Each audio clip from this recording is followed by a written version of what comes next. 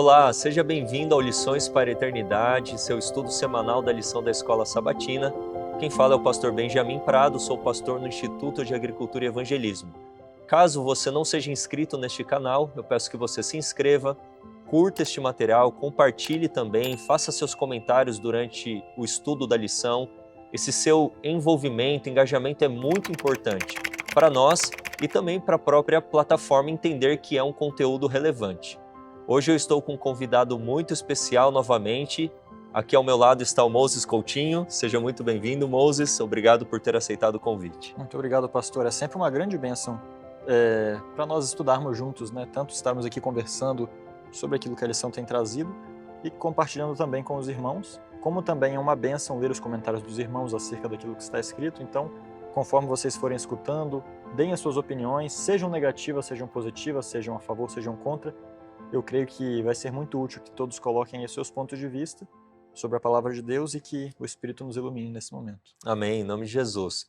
E eu tenho acompanhado os comentários, os pedidos de oração, eu tenho orado por esses pedidos, tenho respondido uma pergunta ou outra, algum questionamento que fazem, então é muito importante esse seu envolvimento. Nós temos outros canais que queremos recomendar, o canal Tempo de Semear, o irmão Kleber, que dirigia aqui o Lições para a Eternidade, está encabeçando o Tempo de Semear juntamente com o Harry, sua família, e o Anderson também. Aceitaram o desafio de desbravar a parte norte do país, e eu peço que vocês orem por eles e também acessem o canal Tempo de Semear, se inscrevam lá, deem essa força como vocês têm apoiado o canal do IAG. E eu quero também apresentar aqui para vocês um material exclusivo de primeira mão. Olha só essa edição comemorativa aqui, Moses. Lindo. Maravilhosa, Uma alegria né? para nós também. E uma grande alegria. Mais de 1,5 milhão de livros da grande controvérsia vendidos e entregues pelo Brasil e pelo mundo, em outras partes e regiões do mundo também. É uma edição comemorativa.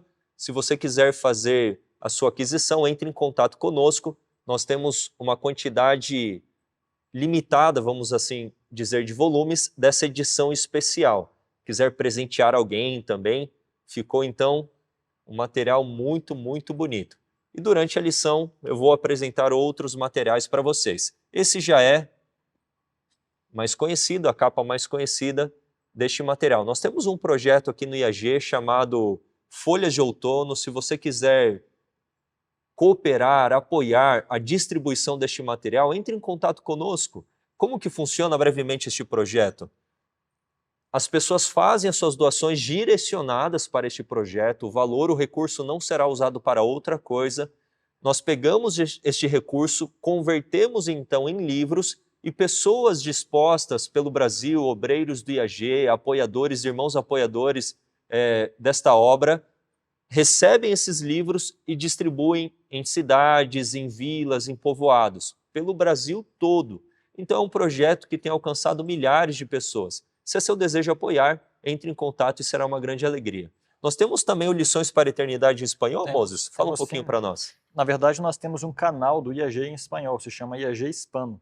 Lá são postados vários conteúdos também, e inclusive a lição da Escola Sabatina. Então, caso você queira compartilhar com alguém de língua hispana, ou se você mesmo tem interesse, você pode acessar aí IAG Hispano, entrando nesse canal, se inscrevendo, e ali você vai encontrar as mesmas lições que nós estamos passando aqui, pelos irmãos hispanos, às vezes eu também estou lá, mas é uma grande bênção também, estão convidados a conhecer o canal em espanhol. Maravilha, então se inscreve lá também, curte os vídeos, acompanha, aprende um novo idioma. É bom. Se você já fala em espanhol, entende o português, então compartilhe nas suas redes sociais. Esse envolvimento, como eu sempre falo, é muito importante. Vamos então entrar na recapitulação da lição de número 11, que tem como título O que mais eu poderia ter feito? E a lição vem trabalhando sobre as ações de Deus neste conflito cósmico. E antes de entrarmos então na recapitulação do estudo, vamos fazer uma oração. Eu peço que o Moses nos dirija em oração neste momento. Vamos orar. Amém, oremos. Amado Pai, que nos céus habitas, mas também que habita em cada coração contrito aqui nesta terra. Nós te rogamos que o seu Espírito ilumine o estudo que aqui será realizado, de maneira que o que for falado não sejam opiniões humanas, não se explane a mente humana, mas sim aquilo que o Senhor deseja que todos conheçamos. a nós aqui e aos amigos ouvintes que estão do outro lado. Nós te agradecemos por ouvir esta oração, em nome de Jesus. Amém. Amém, Senhor, graças a Deus. Antes de lermos o verso para memorizar, como de costume, eu só quero explicar um pouco a dinâmica do Lições para a Eternidade. O propósito é nós passarmos dia a dia do estudo semanal da lição da Escola Sabatina, começando com sábado, domingo e assim por diante, mas nós queremos trazer também, né, Moses, um conteúdo um pouco, muitas vezes, mais profundo, um pouco mais amplo. Então, muitas vezes, entre aspas, saímos da temática, mas nós voltamos, porque a nossa intenção é trazer um conteúdo a mais.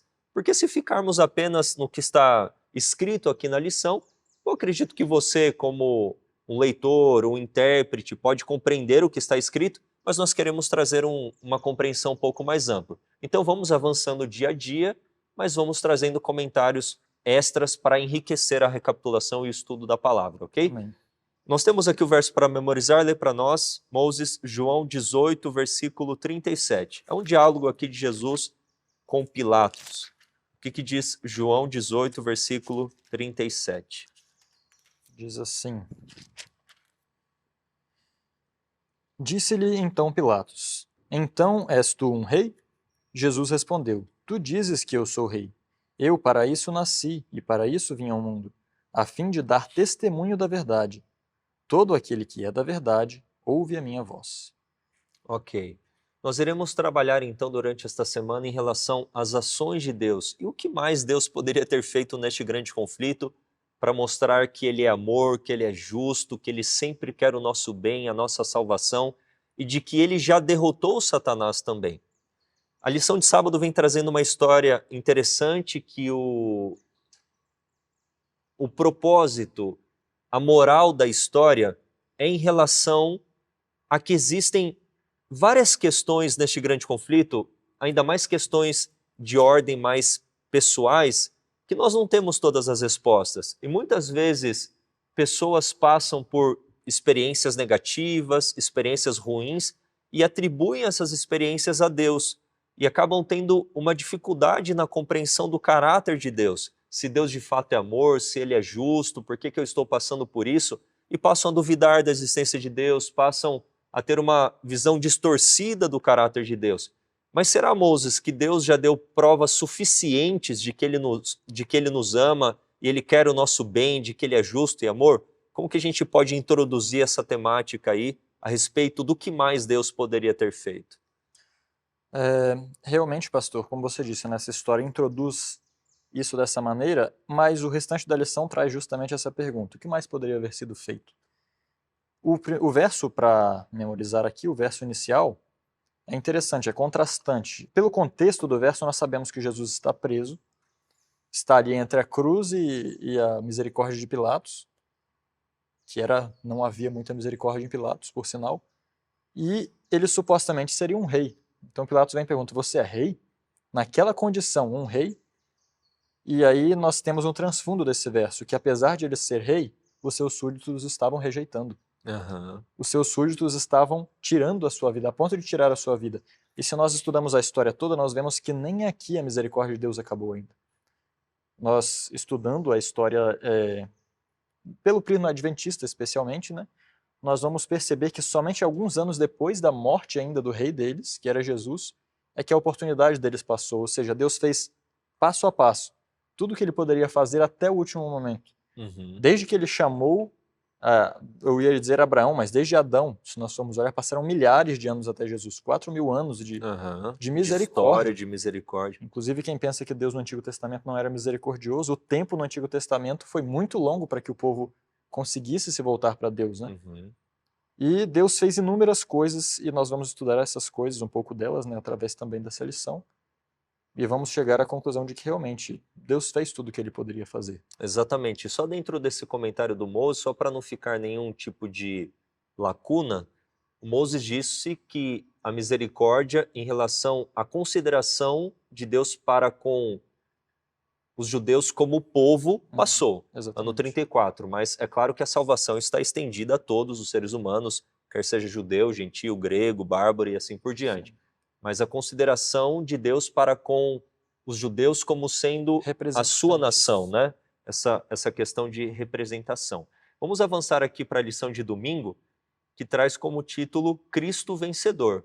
Nós temos diversas menções de Satanás, do diabo, principalmente no Novo Testamento, de que ele é o príncipe deste mundo, referências também a principados e potestades, diversas referências que ele é o príncipe deste mundo, e vale aqui ressaltar que ele é o príncipe usurpador deste mundo, ou seja, não por direito, mas por usurpação.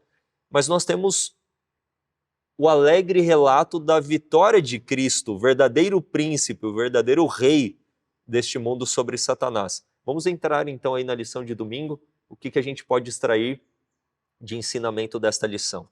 Ainda voltando um pouquinho atrás na história, pastor, se nós formos olhar, de quem foi usurpado o reino, na verdade, o domínio nessa terra? Não foi diretamente de Jesus. Sim. Primeiramente veio de Adão, e a Jesus acabou terminando como o criador, né? Jesus era o criador e deixou um responsável. Satanás veio e tirou o poder desse responsável, que era o ser humano, e por conseguinte também usurpou de Jesus, roubou de Jesus. Do homem ele tirou meio que por direito, porque ele convenceu o homem a seguir os seus pensamentos, as suas próprias ideias. A ceder à tentação. Mas o dono por criação era Jesus, não era o homem. O homem era apenas um mordomo. E agora quando Jesus vem, ele tem dois propósitos. O primeiro deles é tirar das mãos de Satanás, para que futuramente ele possa devolver o domínio para o homem, o domínio que foi perdido, né? Sim. E a questão de usurpação de Satanás é realmente muito mostrado através de toda a Bíblia, né? O próprio Deus, ele nunca aceitou que Satanás era o príncipe deste mundo, no sentido de dizer, não, está com você, está nas suas mãos. Deus sempre, ao mesmo tempo que ele dizia, chamava Satanás de príncipe deste mundo, ele também mostrava, olha, você não é 100% príncipe. Na história de Jó nós vimos. Satanás veio como representante da terra e Deus fala, mas você viu meu servo Jó? De alguma maneira, Deus sempre teve um remanescente, sempre teve o seu povo que não cedeu a esse domínio usurpador de Satanás. Exatamente. Até que então veio Jesus para, de uma maneira total, erradicar qualquer possibilidade de Satanás ter o domínio desse mundo. E nesse sentido é uma boa nova para o céu, para os anjos e para nós também, porque nós somos os que perdemos isso. É como se eu te confiasse algo muito importante e alguém rouba de você e você fica, nossa, ele deixou comigo isso. E agora eu vou conseguir de volta e ainda futuramente vou te devolver isso. Você cuidar mais uma vez. É uma coisa linda para nós. Isso também. É lindo. Então, apenas recapitulando a fala, o domínio que Deus deu para Adão, Satanás como usurpador roubou de Adão, vamos assim dizer, pela tentação, mas Jesus veio a esse mundo como o segundo Adão, derrota Satanás, toma de volta este domínio e, de acordo com Daniel capítulo 7, ele vai entregar este reino e domínio aos santos do Altíssimo. Então essa é uma história de fato maravilhosa, é uma história genuína, verdadeira, é a nossa história como raça humana, como seres humanos, e nós podemos ter a certeza que está faltando agora o quê? Recebermos esse domínio. Exatamente. Porque toda essa história que contamos, praticamente aí 99% já aconteceu, falta o Filho do Homem vir, ele recebeu o domínio, e entregar este domínio aos santos do Altíssimo para que possamos juntamente com Cristo reinar por toda a eternidade. Então a lição vem falando, né, que Jesus é o vencedor que derrotou Satanás em todos os aspectos. E traz aqui 3 itens, né? Jesus veio ao mundo a fim de dar testemunho da verdade e desmascarar ao pregar a verdade. E aqui um ponto interessante, um conselho para você, meu irmão, minha irmã que está nos assistindo. A melhor maneira de combater a mentira, de combater o erro, é pregando a verdade. Muitas vezes nós queremos expor a mentira falando da mentira. Expõe a mentira falando a verdade. Quando Jesus veio, ele é a verdade, apresentou a verdade, ele desmascarou Satanás, seus erros, seus enganos e assim por diante. Diz aqui o item 2, por meio da cruz, Jesus revelou a suprema justiça e amor de Deus, desmascarou Satanás novamente como homicida, e 3, finalmente Cristo destruirá o reino do diabo, né, de uma maneira ampla, completa, e reinará para todo sempre, que seria a aniquilação de Satanás e do pecado. Então a gente pode ter certeza que não importa o que Satanás faça hoje, ele já é um inimigo derrotado e vencido. É interessante, pastor, que no final ele destruirá o reino do diabo, mas Jesus não já venceu na cruz? Então por que ainda está acontecendo? O que ainda falta acontecer É interessante que o reino de Satanás nesse mundo, ele está de maneira principal e de maneira pior, eu diria, em um lugar. O espírito de profecia diz que depois que o homem caiu, em sua natureza humana caída, Satanás tem muito mais fácil acesso à natureza humana. Então, de certa maneira, nós podemos ver que Jesus trabalha de 3 maneiras para vencer. Primeiro, ele nos livra da punição do pecado. Na sua morte substituta, ele morreu aquilo que nós deveríamos morrer. Hoje, através do Espírito Santo, ele tem a missão de ter a vitória sobre o pecado em nossa vida. Jesus. Nos libertar do poder do pecado. Exatamente, não nós. Isso é algo bom de ser enfatizado para todos, porque às vezes algumas pessoas conservadoras pensam que nós vamos vencer o pecado. O espírito de profecia deixa claro que nós colaboramos com Deus em vencer o pecado. Deus quer vencer o pecado em nós, não somos nós principalmente que queremos isso.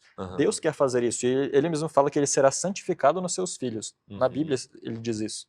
Então, primeiro ele nos livra da punição, depois nos livra do poder do pecado. E por fim, ele nos livrará da presença do pecado. E do próprio originador. Então não haverá mais tentação nem tentador.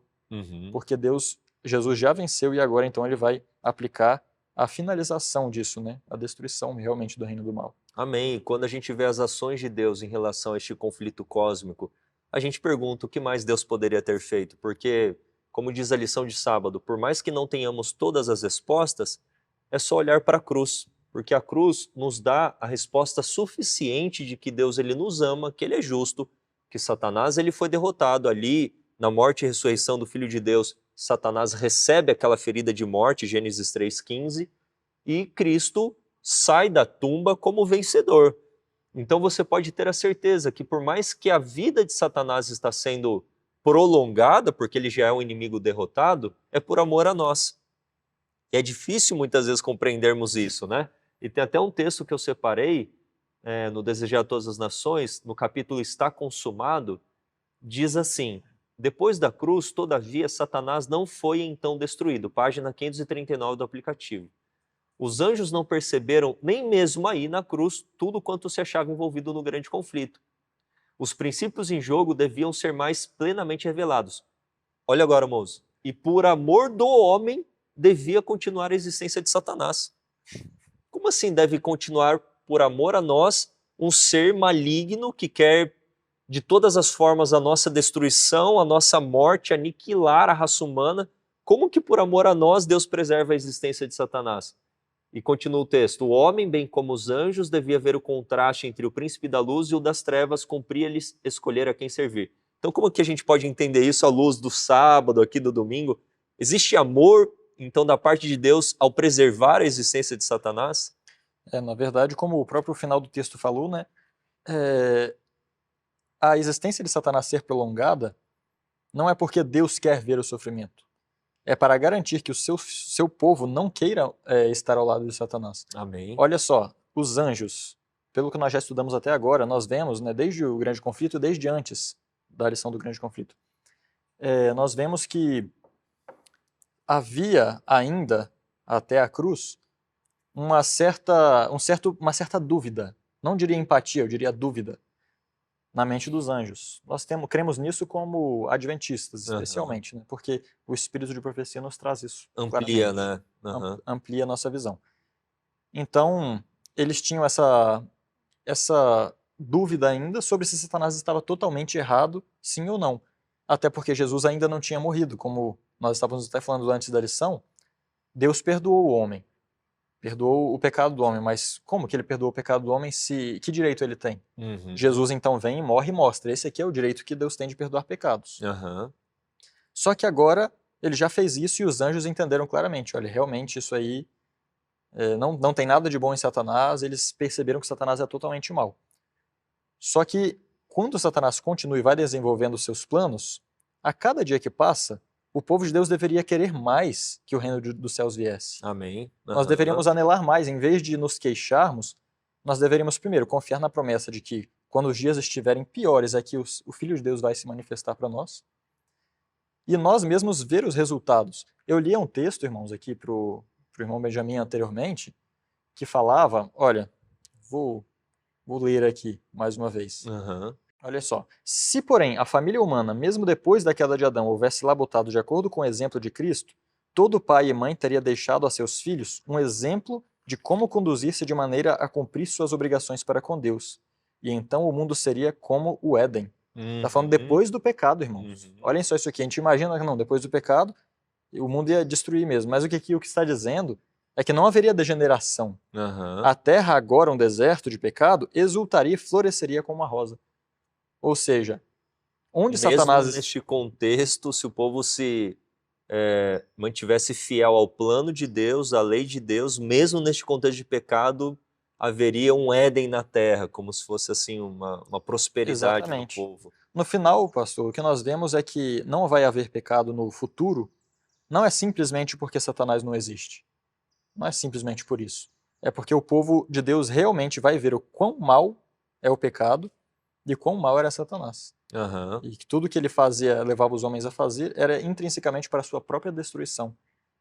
E Deus espera que o seu próprio povo perceba isso, né? Eu acredito que esse é o ponto, Moses, porque o amor se manifesta no aspecto de que Deus prolonga a existência de Satanás para que isso fique muito claro para o universo, a malignidade de Satanás, do pecado, e isso, querendo ou não, será uma salvaguarda por toda a eternidade para que o pecado não se levante uma segunda vez, nem na mente dos anjos, nem na mente dos seres humanos. É uma preservação. Então, Deus, que conhece tudo nos mínimos detalhes de uma maneira mais ampla possível, enxerga que é por amor que a existência de Satanás é preservada. Como diz a história, né? Do sábado, aquela criança não entendeu que foi uma atitude de amor do rei tirá-lo da casa dos pais, porque os pais estavam lá com a peste negra, a criança ia morrer. Só que depois, com mais maturidade, ele entendeu que foi uma atitude de amor. Então, na eternidade, chegando nos céus, compreenderemos que muitas ações que podem existir dúvidas e questionamentos, nós entenderemos que houve harmonia, que houve um plano muito maior e elevado para o nosso bem, para a nossa proteção, para que o pecado não se levantasse uma segunda vez. Sim, eu diria ainda, pastor, que às vezes nós não entendemos exatamente o agir de Deus, porque ele antecipa a nossa pergunta e já responde ela antes de nós fazermos. Vamos entender isso. Alguém poderia dizer, não, mas quem ainda tem dúvida de que Satanás é mau? Tem alguém que ainda tem dúvida? Bem, se eu e você ainda vivemos no pecado, nós temos dúvida. É verdade. E outro detalhe, eu já vi pessoas que em algum momento aí, seja É em um delírio, pesado, hein, seja como moço? Isso for, daí que você falou é forte, hein? seja como for, eu já ouvi pessoas falando bem, algumas raras pessoas, mas ainda tem quem diga bem assim. Nossa, mas Deus foi meio injusto assim com Satanás também de expulsar ele do céu. Tem pessoas que falam isso. Então Jesus pensa, para que ninguém pergunte isso lá no céu, depois que eu já tiver destruído Satanás, vamos deixar que ele mostre claramente o seu caráter, para que no final todo o joelho se dobre perante Deus, né, perante ele mesmo, e reconheça que justos e verdadeiros são os caminhos dele. Para que Sim, essa pergunta nunca se levante no céu, jamais. Como assim? Sim, mas o Senhor expulsou Satanás, mas ele era assim, assim, assim. E aí Deus foi tão brusco, expulsou ele e depois destruiu ele, para que não reste dúvida, para que eu e você entendamos claramente que não tem nada de bom no reino de Satanás, duas coisas. Deus vai permitir que Satanás continue trabalhando, e aqueles que entenderem de verdade o quão mal é Satanás vão ser aqueles que estudam a vida de Jesus. é Esse é um ponto. verdade. Uhum. Nós nunca vamos entender o quão mal é Satanás e o quão mal é o pecado se nós não estudarmos a vida de Jesus e a morte de Jesus. É verdade. Nós não conseguimos reconhecer a malignidade do pecado e, portanto, continuamos na sua prática sem nos importar e talvez até dizendo que não, isso aqui vai acontecer até ele voltar, ele transforma a gente depois. E isso, na verdade, está totalmente contra o propósito de Deus nesse texto. Deus quer que nós aprendamos o quão mal é o pecado, não que nós entendamos que não dá para fugir dele. Quando nós pecamos, pastor, por escolha, nós estamos, e geralmente, né, o pecado não pode ser forçado, ele tem que ser por escolha. Quando nós fazemos isso, de alguma maneira nós estamos mostrando ao mundo que Satanás tem um pouco de razão. Você está dando um voto nessa proposta de governo de Satanás, né? Ou as Exatamente. acusações dele. Olha o caso de Abraão. Abraão era o pai da fé? Era. Mas em algum momento ele cometeu erros que o espírito de profecia traz que o céu universo estava fez. olhando assim, né? Então Abraão vai lá e mente com medo de Deus não cumprir de Deus não protegê-lo, depois toma uma atitude para Deus para cumprir a promessa de Deus por suas próprias Pela forças. carne, né? E Deus no final fala, não, olha, infelizmente, para que o universo confie realmente Que ele confia em mim, tem fé em mim. Exatamente, e por alguma Vem razão... Gênesis 22, né? Exato, e por alguma razão está escrito no Espírito de Profecia que o universo estava contemplando aquilo. Uhum. Por alguma razão, não é à toa. Mas olha, esse seu comentário foi muito profundo e você que está nos acompanhando, eu peço que você deixe seu like, faça seu comentário em cima disso que a gente tem falado. Foi muito profundo porque a cruz não revela apenas o amor e a justiça de Deus, a justiça e a misericórdia de Deus que estão combinadas, estão de uma maneira indissolúvel, unidas, mas também revela a malignidade do pecado, porque quando nós somos tentados a ceder às propostas de Satanás, ao pecado, a fazer algo contrário à vontade de Deus, nós temos que lembrar da cruz, que se eu agir, eu que professo ser seguidor de Cristo, se eu agir de uma maneira contrária à vontade de Deus, qual que é a consequência do pecado? É Cristo na cruz. Então Cristo desnudo, Cristo humilhado, traído, chicoteado.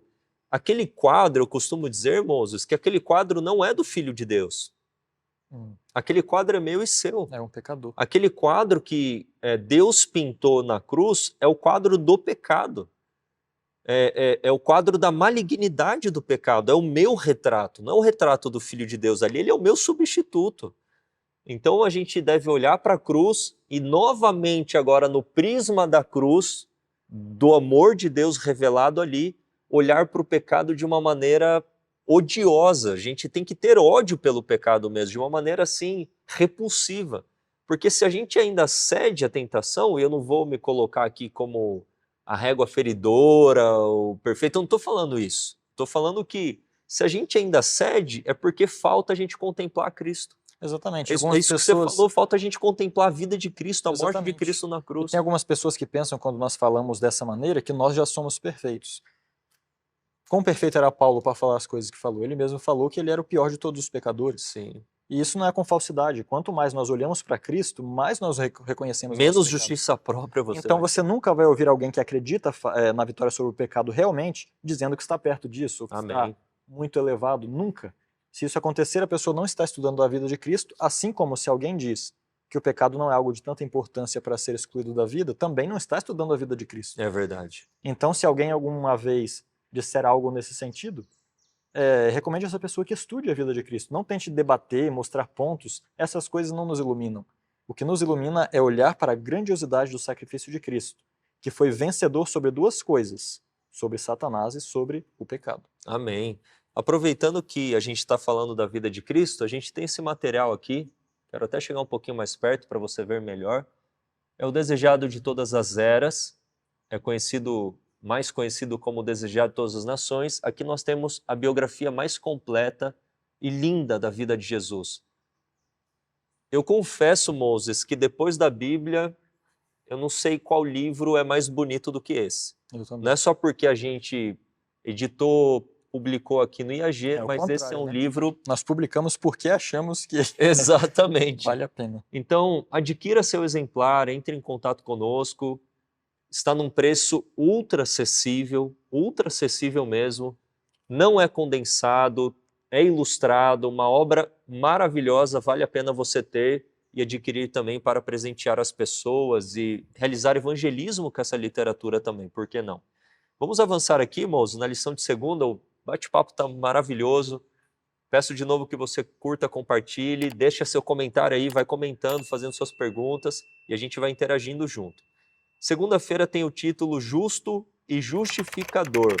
E a lição traz aqui, né, que a obra de Cristo desfaz a obra do diabo e cita Romanos 3, que é um texto muito conhecido, 23 a 26 e 5:8. Vamos ler esses textos?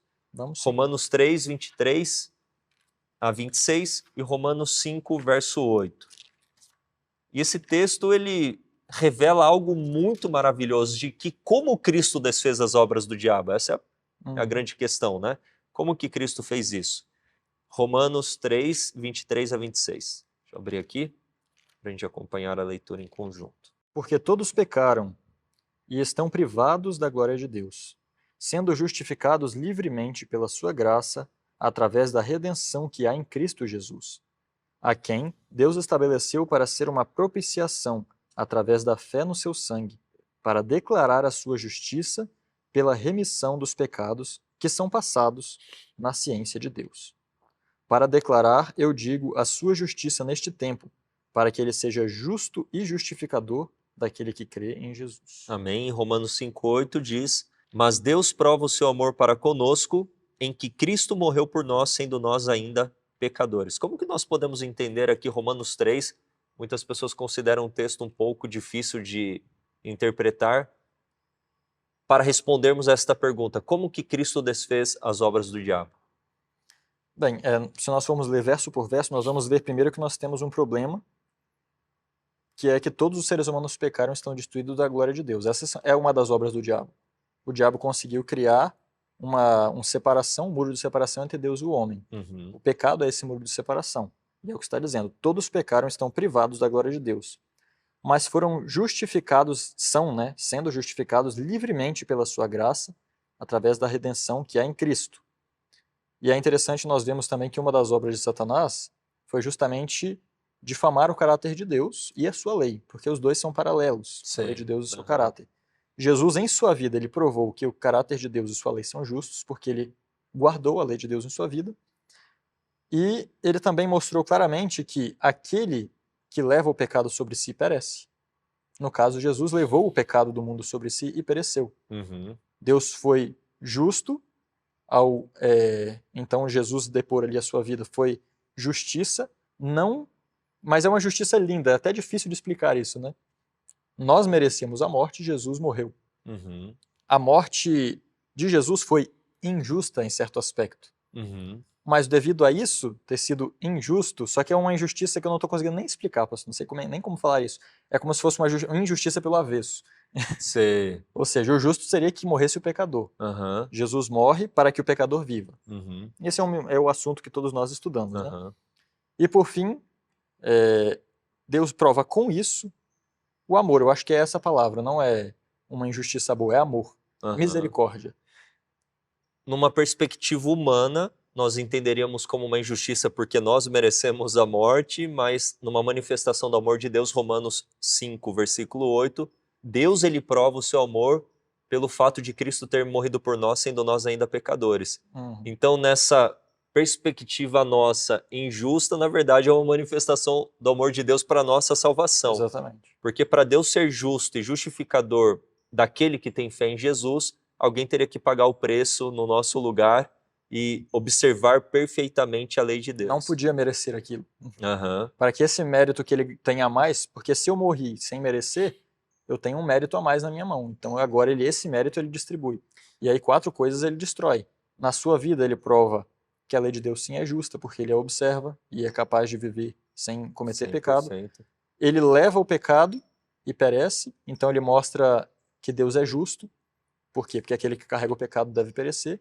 Mas ao mesmo tempo, Deus é amor, porque ele fez tudo isso antes do arrependimento do homem. Uhum. O arrependimento do homem é algo posterior com o qual ele se apega a isso, mas então ele consegue salvar o ser humano, provar que a lei de Deus é justa e provar que Deus é amor e justiça. Uhum. Ou seja, com o sacrifício de Cristo, todas essas coisas são realizadas, né? Sim. E é interessante nós entendermos que o reino da graça, ele foi estabelecido como promessa no Éden, Gênesis 3,15, Gênesis 3,21. E antes da cruz, como diz aqui o versículo 25 no final, que Deus perdoava, mas ele estava sendo o quê? Paciente até a cruz. Então os pecados que Deus perdoava até a cruz, de certa forma, lançavam uma sombra sobre o seu caráter. Por quê? Porque a partir do momento que eu peco, vamos colocar hoje e agora a raça humana antes da cruz. Uhum. É um exercício de raciocínio que eu estou fazendo com vocês, com todos nós. Quando eu peco antes da cruz, ou até hoje, eu estou me colocando debaixo do domínio de Satanás. Uhum. Então, quando Deus perdoa o pecado daquele que se colocou debaixo do domínio de Satanás, que está arrependido, e aceita o perdão de Deus, e aceita o poder de Deus para vencer aquele pecado, Satanás pode falar assim, ok, o Senhor está sendo misericordioso, perdoando, mas não está sendo justo, porque ele é meu.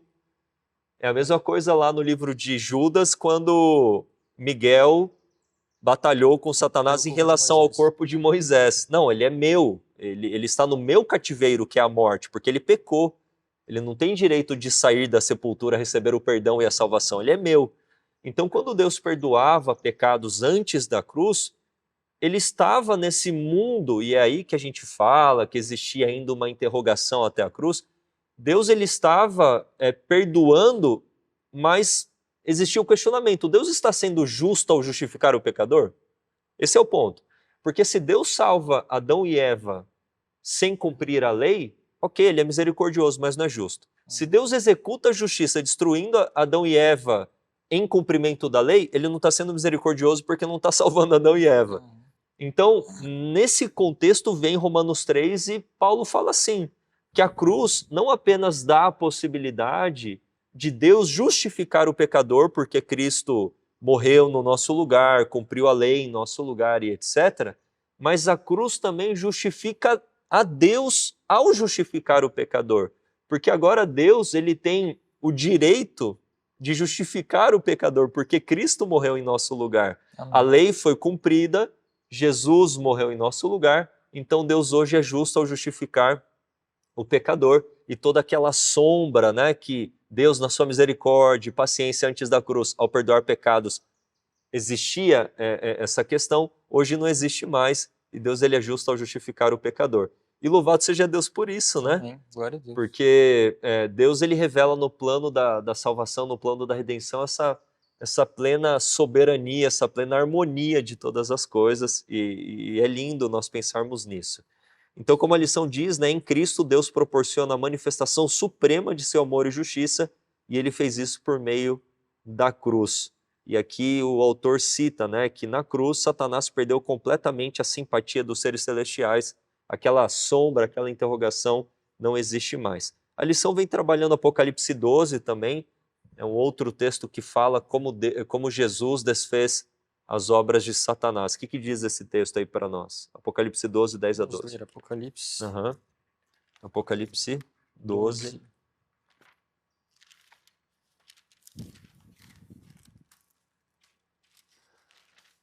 10 a 12.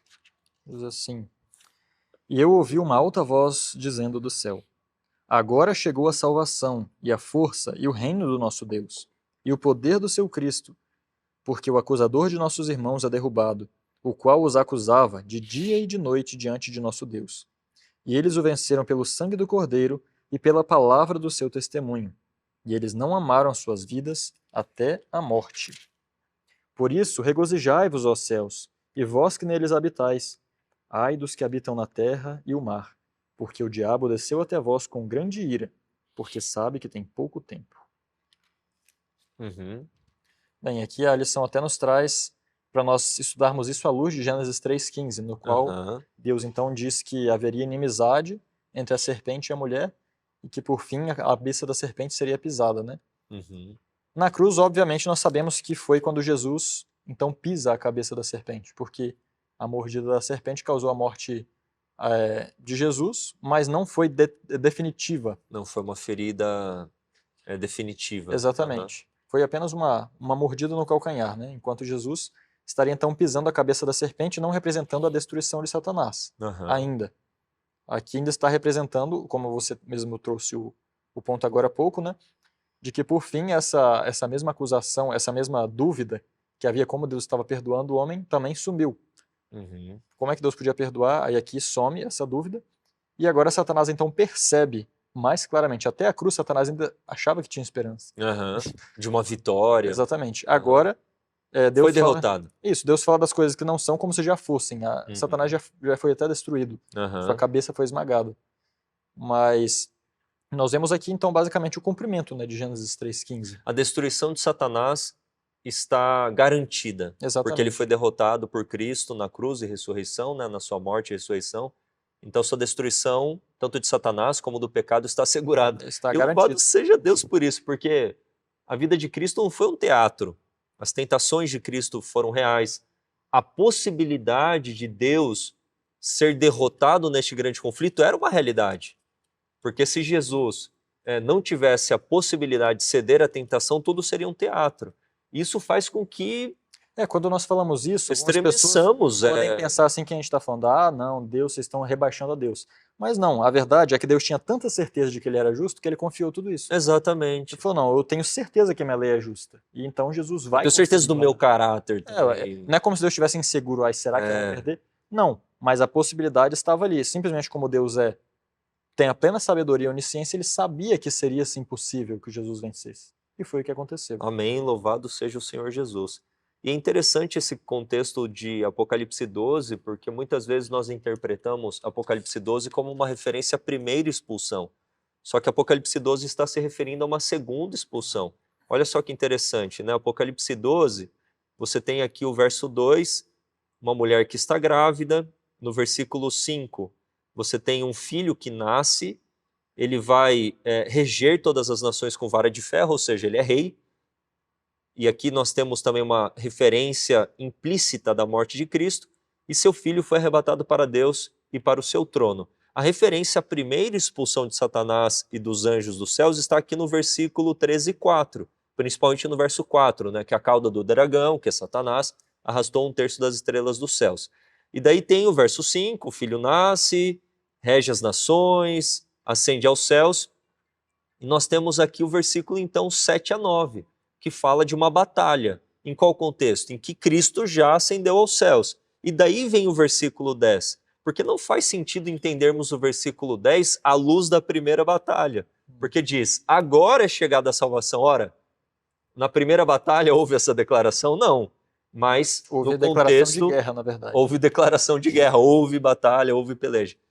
Mas a declaração agora é chegada a salvação e a força e o reino do nosso Deus e o poder do seu Cristo é quando Cristo morre e ressuscita. E diz aqui, por quê?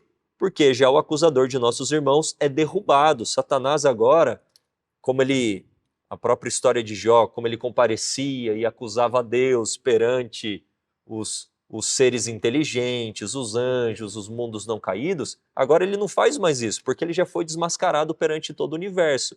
Mas ai, continua o texto, né? Dos que habitam sobre a terra. Tudo bem, o céu está livre agora dessas acusações, mas ai, porque ele desceu a este mundo cheio de ira, cólera, para destruir o povo de Deus, porque ele sabe que pouco tempo lhe resta. Mas, verso 11, louvado seja Deus, como que o povo de Deus vence? E eles o venceram pelo sangue do Cordeiro e pela palavra do seu testemunho, e não amaram as suas vidas até a morte. Então, assim como Cristo venceu, a vitória de Cristo é nossa. Amém. A vitória de Cristo é a vitória do seu povo. Então, Satanás já é um inimigo derrotado. Amém, irmãos? Amém, glória a Amém, Deus. meu amigo, minha amiga que está nos acompanhando. Satanás já é um inimigo derrotado. Agora você tem que escolher a Cristo diariamente, se posicionar ao lado da vitória no grande conflito, para que Deus vença Satanás na sua vida. Amém. Como diz Paulo, né, que Deus quer que Satanás seja esmagado também debaixo dos nossos pés. E de que maneira? Mediante a oração, a submissão da nossa vontade a Deus, estar em plena harmonia com a vontade do Senhor. Então nós podemos ter a certeza da vitória em Cristo. E louvado Amém. seja o Senhor. Vamos aí para a terça, Moses? Ou tem mais algum comentário para a segunda? Vamos avançar. Terça aqui vem falando de Isaías 5, do verso 1 ao verso 4. Deus ele usa aqui, faz uma analogia, né, de uma vinha. Conta um pouco para nós aí, o que a gente pode entender dessa narrativa aqui, dessa história. Sim, aqui nós vemos aqui o próprio... É como se fosse o próprio Isaías cantando até certo ponto, mas em algum momento muda até o narrador, né? Vou até ler aqui, vou ler aqui, daqui mesmo, da lição. Agora cantarei ao meu amado o cântico do meu querido a respeito da sua vinha. O meu amado tem uma vinha em um outeiro fértil, e a cercou e a limpou das pedras, e plantou de excelentes vides, e edificou no meio dela uma torre, e também construiu nela um lagar.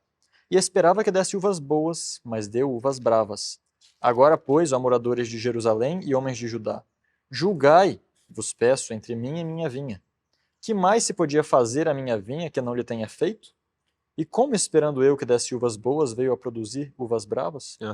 Nós vemos aqui uma parábola, basicamente, né, da vinha que na verdade Jesus vai dar continuidade a ela depois. Isso, já pode entrar na lição de quarta-feira. Eu acho que uma coisa está ligada à outra, se quiser já Sim. avançar. Aham, Sim, só lembrando aqui como foi Isaías quem começou e Jesus terminou essa parábola, aham. em certo aspecto tem ainda uma terceira parábola ligada que não está na lição, mas que traz ainda uma terceira noção de quem poderia ter concluído a parábola de verdade. Uhum. Não foi Deus quem concluiu a Agora eu parábola. fiquei curioso, hein? Nós vemos que isso aqui se refere primariamente, de maneira primária, ao povo de Israel. Como Aham, povo, como nós estávamos sim. falando ao começo, né? Como povo representante de Deus. Não individualmente, mas como um povo. Se refere a eles, e então Deus meio que se coloca para eles mesmos e fala: olha, como se eu estivesse tentando te ajudar muito, e falasse: Benjamin, o que mais eu poderia fazer por você? Eu fiz tudo, né, que estava ao meu alcance. Exatamente, ou seja, é como se Deus estivesse perguntando para nós o que mais eu poderia fazer.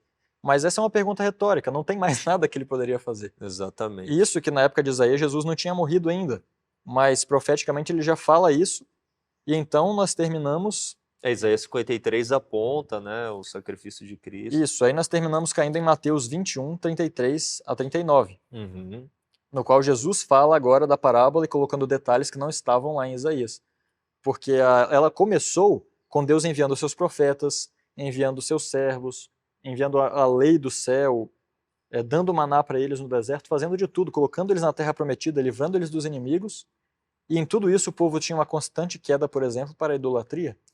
Constantemente eles estavam voltando para isso. E Deus sempre se aproximando da sua vinha, esperando colher uvas boas, mas colhia frutos podres e Amargos, amargos e Ele ácidos. usa essa Aham. possibilidade de tradução também, né? De frutos podres, né, uvas podres. Exatamente. Mas agora Jesus, no Novo Testamento, em Mateus, ele já traz a mesma parábola com um pouco mais de detalhes. A parábola era a vinha era o seu povo ali, certamente. Só que agora existem os lavradores, os cuidadores da vinha. Aham. Quem são esses que cuidam do povo? Aqui ele coloca pessoas de responsabilidade. Supervisores, né? Dentro da igreja poderíamos dizer que são O os ancião. líderes, os pastores, os anciãos, os líderes de No Novo Testamento ministérios. fala, né? O bispo, o presbítero, o ancião, o pastor. Exato. etc. E nas mãos deles, Deus confia essa vinha.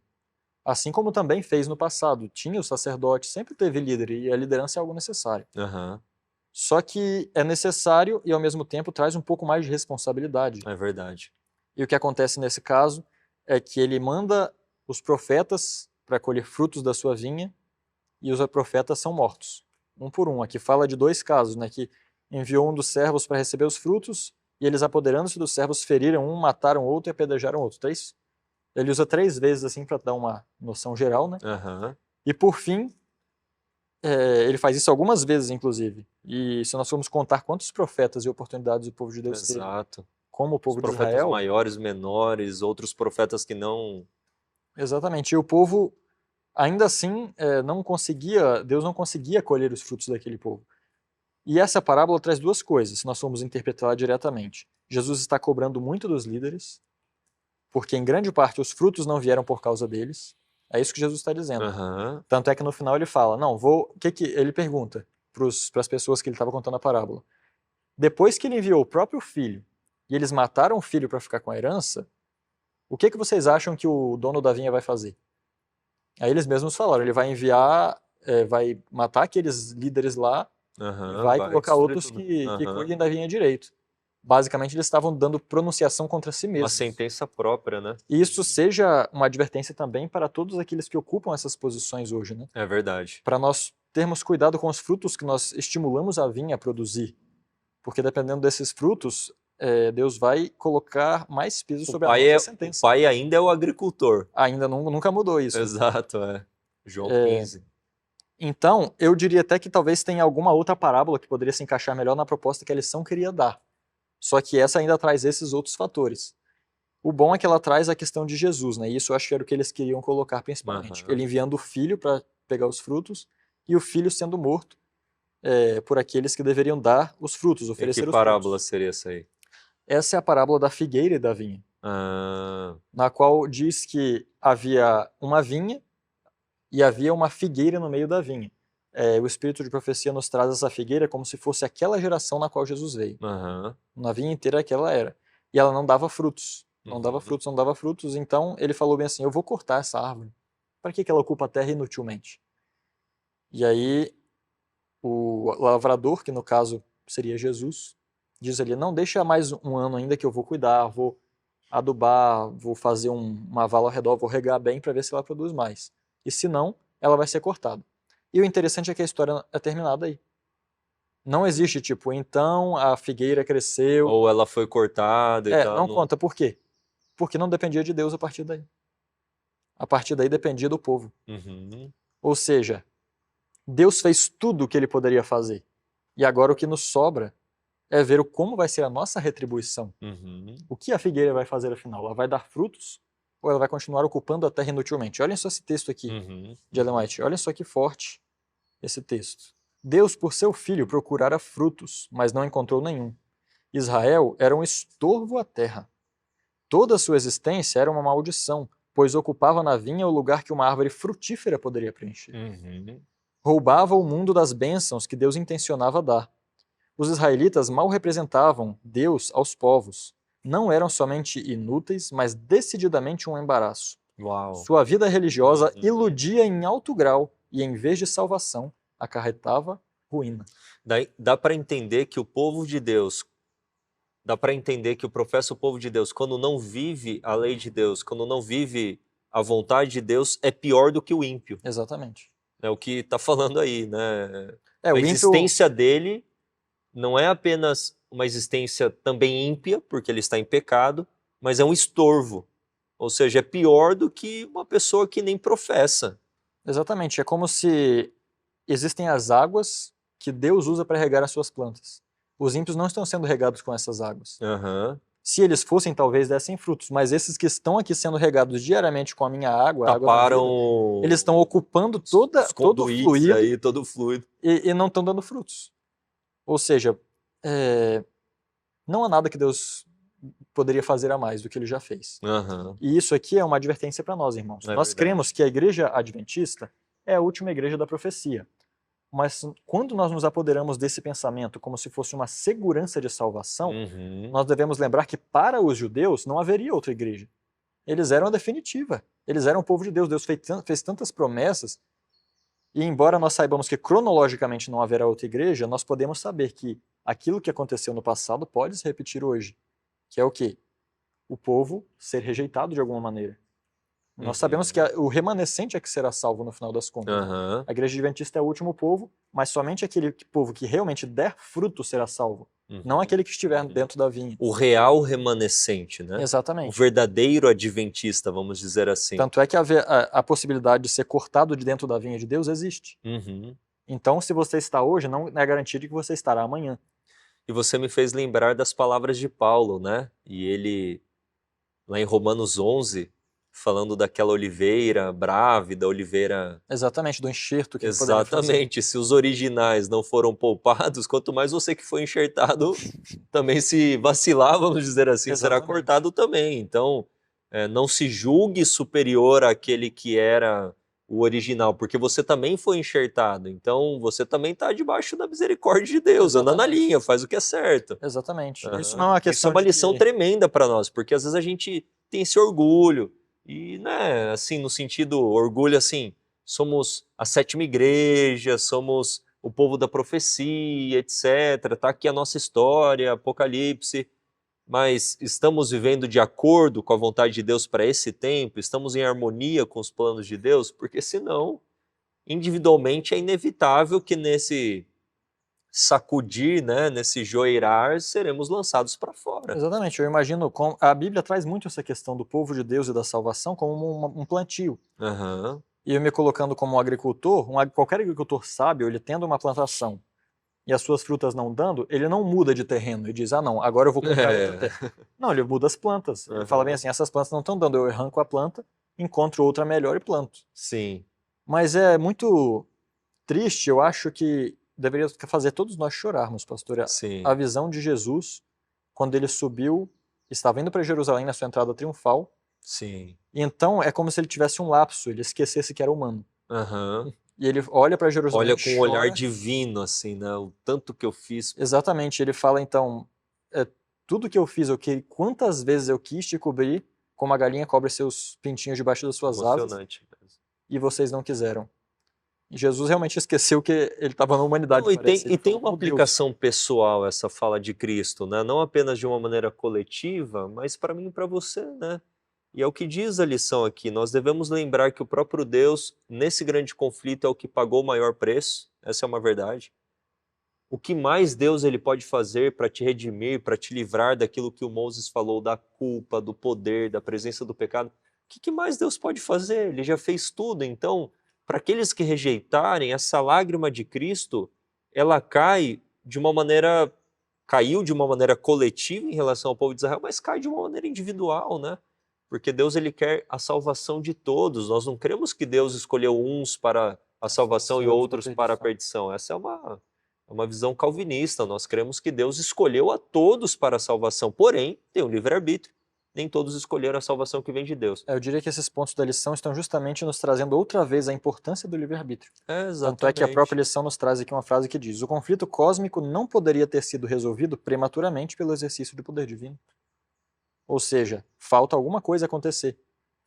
Exato. Falta alguma coisa acontecer e não é de Deus. E é o que a gente vai entrar na lição de quinta. Mas antes eu só quero ler um texto aqui do texto do Caminho a Cristo que diz assim, no final do capítulo 2, que diz o seguinte: Ó, consideremos o maravilhoso sacrifício que foi feito por nós. Procuremos avaliar o esforço e energia que o céu dedica para reivindicar os perdidos e reconduzi-los ao lar paterno. Motivos mais fortes e instrumentos mais poderosos não poderiam jamais ser postos em operação. As excelentes recompensas de fazer o bem, a alegria do céu, a sociedade dos anjos, a comunhão e o amor de Deus e de seu Filho, o enobrecimento e dilatação de todas as faculdades através dos séculos da eternidade, acaso não são estes poderosos incentivos e encorajamentos para nos impelir a consagrar ao nosso Criador e Redentor os mais amantes serviços do coração? Amém. E por outro lado, os juízos divinos pronunciados contra o pecado, a inevitável retribuição, a degradação do nosso caráter e o final aniquilamento são nos apresentados na palavra de Deus a fim de nos advertir contra o serviço de Satanás. Olha agora, não deveríamos considerar a misericórdia divina? Que mais poderia Deus fazer? Esse é o ponto, o que mais Deus poderia fazer? Relacionemo-nos, pois, devidamente com aquele que nos amou com maravilhoso amor. Prevaleçamo-nos dos meios que nos foram providos para sermos transformados à sua semelhança e restaurados à comunhão com os anjos ministradores, à harmonia e comunhão com o Pai e o Filho. Amém. Que mais Deus poderia ter feito? Que mais? Não, a pergunta é mais nada. retórica, não tem mais nada, né? Então ele tem feito e já fez de tudo para a nossa salvação. Ele já é vitorioso neste grande conflito. O que falta é o que a lição de quinta vem falar a respeito da vindicação do caráter de Deus e a sua decisão. Esse é o ponto, né? A sua decisão. É isso que está faltando para que a gente chegue ao termo, né, deste grande conflito. Vamos entrar aí, por fim, então, na lição de quinta e partir para as considerações finais. O que a gente pode entender sobre a vindicação do nome de Deus? Como que o caráter de Deus é vindicado? Qual será a ação final para a vindicação do caráter de Deus? A cruz vindicou o caráter de Deus. Será que nós, como povo de Deus, podemos vindicar o caráter de Deus? São perguntas interessantes aí. Sim, todas essas coisas são reais, na verdade, né? Uhum. A vindicação no conflito, nós temos que lembrar o quê? O que é a vindicação? É o requerimento, como assim... Vamos colocar claramente, né? Satanás falou que Deus era uma coisa, tentou demonstrar aquilo, a vindicação é mostrar o contrário. Basicamente é isso. Sim. Então, isso foi feito de maneira perfeita na cruz. Perfeita. Jesus mostrou de maneira perfeitíssima que as acusações de Satanás eram mentirosas quanto a Deus, quanto a sua lei, quanto a seu caráter, sua justiça. Uhum. Tudo isso foi claramente colocado, né? Cristo não deixou dúvidas. Sim. Mas ainda há pontos, né, para ser colocados, porque nós ainda estamos aqui, certo? Ainda não aconteceu a limpeza final do pecado. E eu tenho um texto aqui que diz o seguinte, olhem só. O texto está em Sinais dos Tempos, 25 de agosto. Os judeus haviam se afastado de Deus e em seus ensinos substituíram a lei divina por suas próprias tradições. A vida e os ensinos de Cristo tornaram claros e distintos os princípios dessa lei violada. o exército celestial compreendeu que o objetivo de sua missão era exaltar a lei do Pai e torná-la honrosa e justificar suas reivindicações. Quem entendeu? O exército do céu. Vou ler mais uma vez. O exército celestial compreendeu que o objetivo de sua missão era exaltar a lei do Pai e torná-la honrosa e justificar suas reivindicações. Isso foi o que os anjos entenderam, mas será que nós deveríamos entender outra coisa? Ou será que nós não estamos na guerra também? Nós não somos passivos. Se existe um grande conflito, Deus e os anjos estão envolvidos, não existe meio termo, nós não podemos ficar no muro, que nós já sabemos de quem ele é. Logo, ou nós devemos entender exatamente aquilo que os seres celestiais entenderam, que agora nós também temos um papel em vindicar o caráter de Deus, né? Não é que Deus depende exclusivamente dos seres humanos para isso, mas ele se coloca numa situação na qual ele precisa que hajam homens que façam isso. E está profetizado que vai haver. E vão haver esses homens, né? E, num sentido final, né, como você comentou também, a própria destruição do pecado é uma vindicação do caráter de Deus. Porque se Deus é justo, o pecado não pode existir. Ele tem que deixar de existir. E isso vai acontecer em algum momento. Amém, amém. Então é interessante a gente falar um pouquinho sobre essa questão da teologia da última geração. É um assunto um tanto quanto polêmico no nosso meio, eu não quero aqui polemizar, não é essa a minha intenção, mas a profecia bíblica aponta para uma última geração. Isso aqui não é uma teologia dissidente que foi inventada. A profecia aponta para 144 mil, para um remanescente, Apocalipse 12, 17, Apocalipse 14, 12, que estará em plena harmonia com a lei de Deus. E a lei de Deus reflete o caráter de Deus, expressa toda a vontade de Deus. Ora, se nós temos ali Apocalipse 14, Deus, aqui está a perseverança dos santos, os que guardam os mandamentos de Deus e a fé em Jesus ou a fé de Jesus, se eles guardam é porque eles refletem o caráter de Deus. Mas como que eles fazem isso? Pela fé de Jesus e pela fé em Jesus. Ou seja, essa plena harmonia dessa última geração, 144 mil, com a lei de Deus, com o caráter de Deus, é a obra de Cristo neles, é a vitória de Cristo neles. Porque muitas vezes, quando nós apresentamos essa temática, alguns questionam, não, mas vocês estão, de certa forma, ensinando que os seres humanos, de uma maneira independentemente de Deus, alcançarão, conquistarão essa vitória. Eu nunca falei isso. O Moses não acredita nisso, nós não pregamos isso. Isso é impossível. Isso seria uma salvação pelas obras, que é uma tentativa inútil. O homem tem a força da vontade, mas ela, sem o poder de Deus, ela é destituída, né? Exatamente, ela é destituída desse poder. Como que ela vai obter a vitória sobre o pecado? Não tem como. No entanto, a vitória de Deus em nós, ela não é apesar de nós, ela é de uma maneira com cooperação. De que maneira eu posso cooperar com Deus? Entregando a minha escolha, entregando a minha vontade a Ele. Então Deus opera e o homem coopera. Eu não contribuo com a minha salvação, eu coopero com a minha salvação. Cristo opera a minha salvação 100%. Mas eu posso cooperar? Claro. Então ele opera e eu coopero. De que maneira? Com as minhas obras? Não, isso seria contribuição. Eu coopero mediante a submissão da minha vontade. Então o caráter de Deus ele é vindicado com certeza, plenamente por Cristo. O caráter de Deus é vindicado sim pelo seu povo desde Enoque. Enoque vindicou o caráter de Deus, Abel vindicou o caráter de Deus. Outras pessoas durante toda a história que nós temos da redenção vindicaram o caráter de Deus. E nós temos no contexto final uma última geração que vindicará o caráter de Deus perante todo esse universo. E tem um texto aqui relacionado a isso também, que diz aqui, o Desejar a Todas as Nações, página 475. Se eu não me engano, é porque a paginação aqui está do aplicativo, mas é o capítulo 73 que diz, não se turbe o vosso coração. Que diz aqui o seguinte, a própria imagem de Deus tem de ser reproduzida na humanidade, ou seja, isso tem que acontecer. Daí diz, a honra de Deus, a honra de Cristo acha-se envolvida. Então existe uma questão de honrar ou desonrar a Deus e a Cristo. Acha-se envolvida na perfeição. Foi mal traduzida essa palavra aqui para aperfeiçoamento, mas a palavra no inglês, você pode conferir depois, é perfection, ou seja, é perfeição, acha-se envolvida na perfeição do caráter de seu povo. Então, se eu não vivo essa perfeição em Cristo, com Cristo, por Cristo, é a obra dele em mim, eu estou desonrando a Deus perante o universo. Agora, se nós como povo, não é agora um indivíduo, não é Enoque, agora é um povo, né?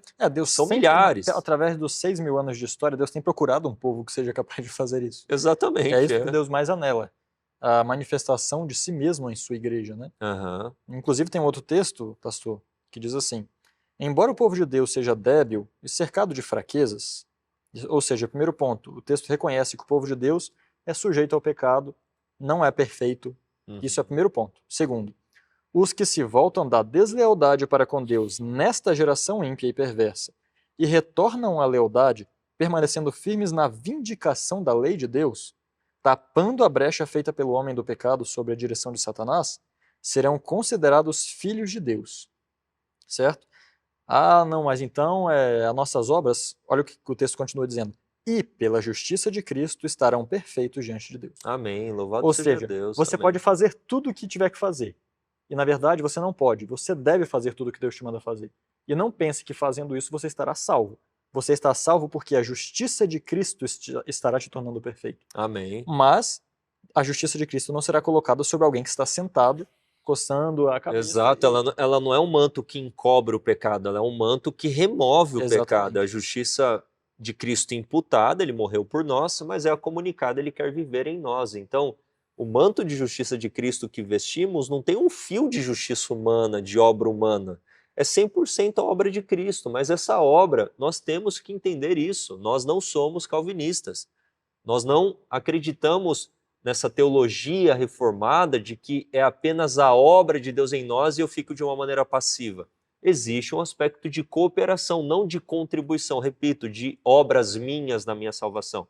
Mas é o que Paulo fala em Filipenses 2, verso 12 e 13. Pedro fala, operai a vossa salvação. Como que eu opero a minha salvação? Então Pedro está advogando uma salvação pelas obras, desenvolver a vossa salvação com temor e tremor. Paulo está advogando uma salvação pelas obras? Não, ele está falando de cooperação, porque é o Espírito quem opera em você, tanto querer como realizar, mas não independentemente de você, porém com você. É a submissão da vontade. Então, nesse plano da redenção, a gente pode entender assim, Moses, que o caráter de Deus ele foi sendo vindicado de uma maneira plena, suprema, pela vida de Cristo, pela morte de Cristo, mas a vindicação final se dará quando Satanás for destruído, os ímpios, os demônios e o pecado. É o que diz o texto aqui do Desejado também, que diz assim, é um texto muito interessante.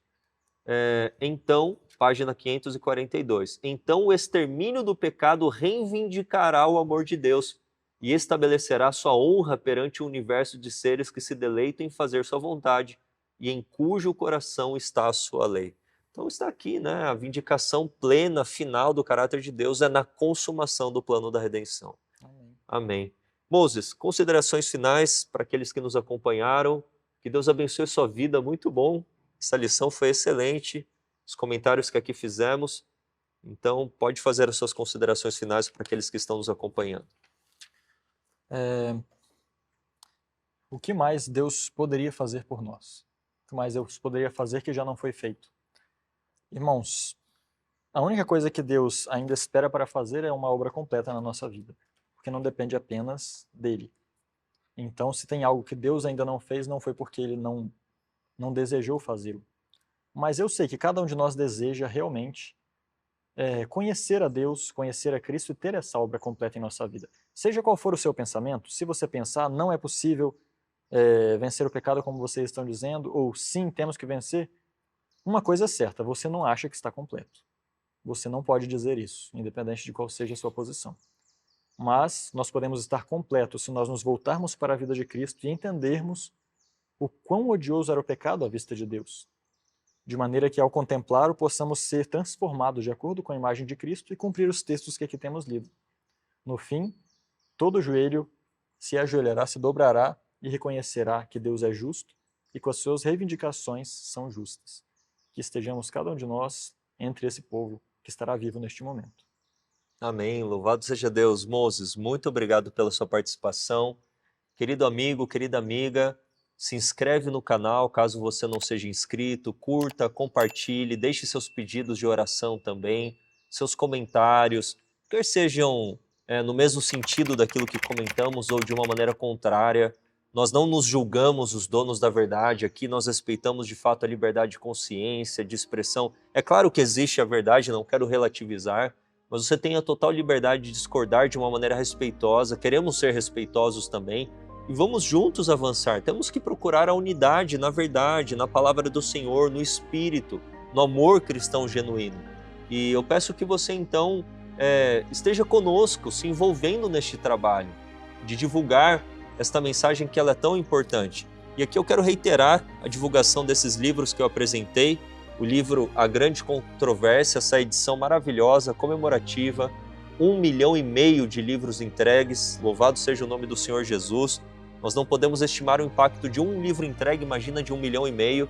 Essa é a capa mais conhecida, né, do livro A Grande Controvérsia, e como mostramos também, aqui o livro Desejar a Todas as Nações tem ele também na versão vermelha. É um livro maravilhoso, adquira o seu. Que Deus abençoe sua vida, foi muito bom, obrigado por ter nos acompanhado até aqui. Se inscreve, ative as notificações para que semana que vem você seja avisado do próximo Lições para a Eternidade que aqui finalizamos. Que Deus abençoe a sua vida em nome de Jesus. IAG, juntos avançaremos.